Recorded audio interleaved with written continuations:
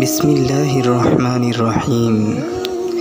আমাদের আকাবিরগণ বলিয়েছেন, দুনিয়ার চিন্তা ভাবনা দিলের জুলুমাত বা কালিমা সৃষ্টি করে, আর আখিরাতের চিন্তা ভাবনা দিলের নূর সৃষ্টি করে।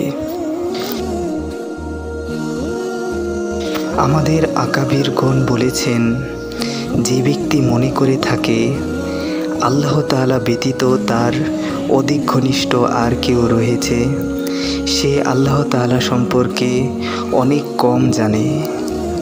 আর যে ব্যক্তি এই ধারণা করে যে তাহার নফস হইতে অধিক বড় দুশ্মন তাহার জন্য আর কেউ রহিয়াছে, সে তার নফস সম্পর্কে অনেক কম জানে।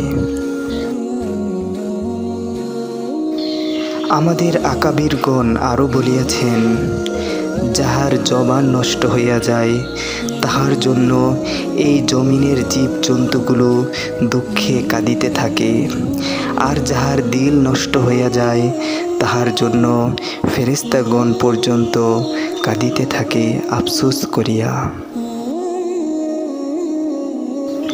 আমাদের আকাবিরগণ আরও বলিয়াছেন, যাহার আকল তাহার আমির হয় এবং নফস গোলাম হয়, সে সফল কাম হয়। আর যাহার নফস তাহার আমির হয় এবং আকল তাহার গোলাম হয়, সে ধ্বংসের পথে অগ্রসর হয়। আমাদের আকাবিরগণ বলিয়াছেন, যে ব্যক্তি গুনাহ ত্যাগ করে তাহার কলব নরম হইয়া যায়।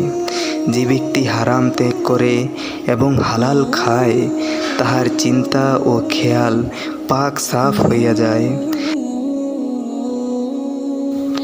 আমাদের আকাবিরগণ বলিয়াছেন, সর্বদা নিজের ত্রুটি স্বীকার করা প্রশংসার বিষয়, আর ত্রুটি স্বীকার করাই কবুলিয়াত বা আল্লাহর প্রিয় হইবার লক্ষণ।